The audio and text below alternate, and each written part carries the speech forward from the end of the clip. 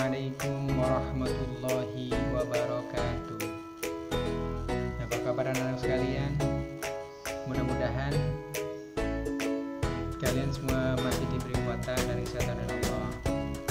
Anak-anak yang berbahagia, pada kesempatan kali ini Ustaz mau menyampaikan pembelajaran ismuka kelima, yaitu fikih tentang sholat jamak dan qashar. Sebelum pembelajaran dimulai, mari kita buka bersama-sama dengan bacaan basmalah. Bismillahirrahmanirrahim. Anak-anakku yang berbahagia, materi pertama yaitu sholat jamak. Apa sholat jamak itu? Sholat jamak adalah mengumpulkan. Jamak artinya mengumpulkan, yaitu mengumpulkan dua waktu sholat fardu dalam satu waktu. Mengumpulkan dua waktu sholat, waktu yang dikumpulkan. Sholat fardu yang boleh dijamak atau dikumpulkan antara lain, yang pertama, sholat duhur dan asar dikerjakan di waktu duhur, atau maghrib dan isya dikerjakan di waktu maghrib, dinamakan jamak takdim. Yang berikutnya adalah jamak takhir. Kalau jamak takhir, salat duhur dan asar dikerjakan di waktu asar, maghrib dan isya dikerjakan di waktu isya. Jadi jamak itu ada dua. Yang pertama jamak takdim yang dikerjakan di awal waktu, kemudian jamak takhir yang dikerjakan di akhir waktu. Tinggal satu sholat yang tidak boleh dijamak, yaitu sholat subuh. Sholat subuh itu sholat yang independen, sholat yang merdeka. Mereka tidak mau diganggu dan tidak mau dikelompokkan. Dia adalah mandiri. Sholat yang tidak boleh dijamak dan tidak boleh diqashar adalah sholat subuh. Alasan dibolehkan melakukan sholat jamak qashar. Orang boleh melakukan jamak, orang boleh mengumpulkan sholat dalam satu waktu, yaitu yang pertama, karena orang itu musafir atau bepergian yang jauh, yang dikhawatirkan nanti kalau turun waktunya sudah habis. Jadi ketika turun sampai tujuan waktunya sudah habis, tidak mengikuti waktu sholat, sehingga boleh dijamak. Yang kedua, ketika hujan deras. Loh kok enak? Iya, ketika hujan deras yang waktu hujannya itu panjang lama sehingga nggak bisa ke masjid, maka boleh dijamak. Ini adalah rukhsah yang diberikan oleh Allah. Yang boleh melakukan sholat jamak yang ketiga yaitu karena sakit atau udzur atau hajat yang tidak bisa ditinggalkan. Jadi ketika orang itu sakit yang memungkinkan, yang tidak bisa dihindari, atau karena ada kegiatan hajat yang luar biasa yang memakan waktu dan nggak bisa dihindari waktunya, maka itu boleh dijamak. Itu adalah kemurahan dari Allah. Yang berikutnya adalah sholat qashar. Apa sih qashar? Qashar artinya meringkas. Jadi sholat qashar yaitu meringkas jumlah rakaat dalam sholat, yang diringkas itu rakaatnya dari 4 rakaat menjadi 2 rakaat.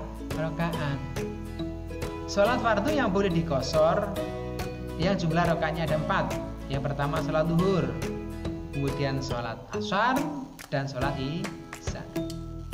Dalam Al-Quran sudah disebutkan yang bunyinya seperti ini. Bismillahirrahmanirrahim. Wa idza darabtum fil ardi falaysa 'alaikum junahun an taqsuru minas shalah.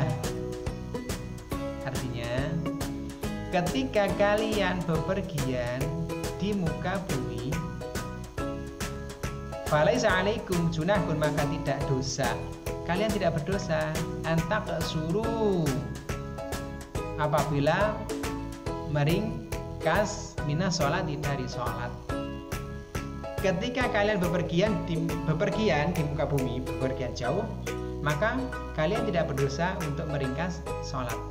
Jadi qashar itu Allah memberikan rukhsah, memberikan kebolehan. Ketika kalian semua pergi jauh, maka kalian boleh melakukan qashar sholat.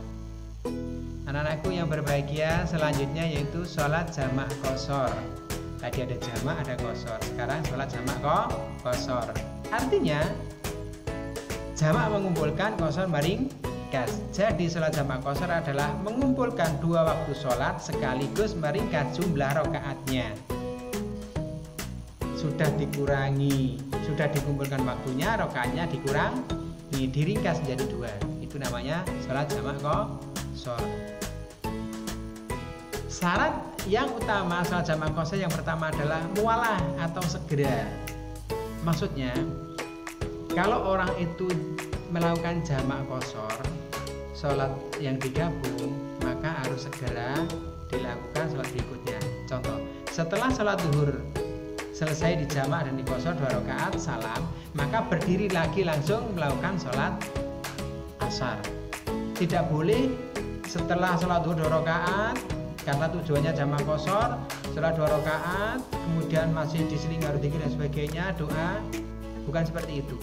Jadi setelah 2 rakaat selesai langsung disambung sholat berikutnya juga 2 rakaat, namanya jamak qashar. Syarat yang berikutnya adalah orang yang melakukan jamak qashar masih berstatus musafir, jadi masih dalam perjalanan atau perjalanan jauh. Jadi ketika orang masih dalam perjalanan, itu masih berhak, masih diberi keringanan untuk melakukan sholat jamak qashar. Anak-anakku yang berbahagia, berikutnya adalah sholat dalam keadaan sakit.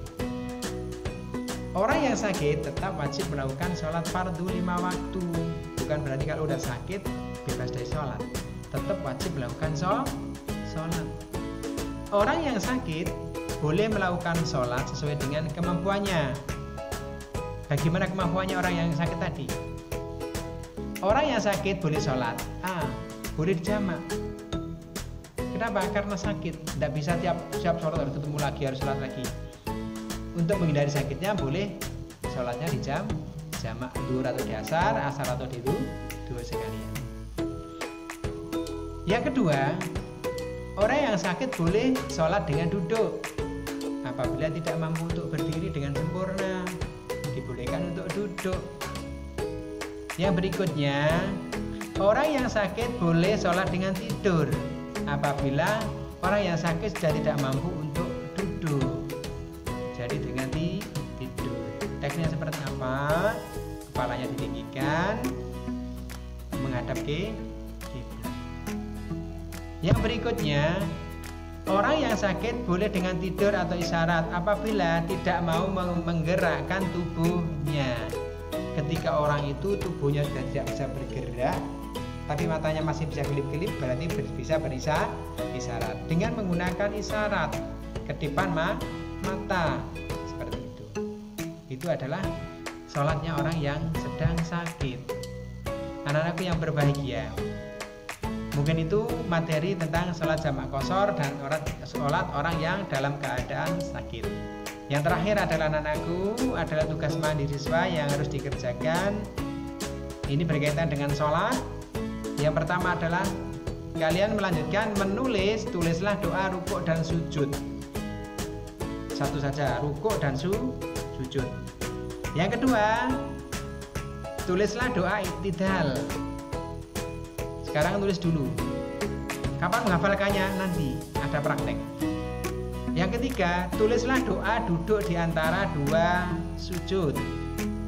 Yang nomor 4, tulislah doa masuk masjid.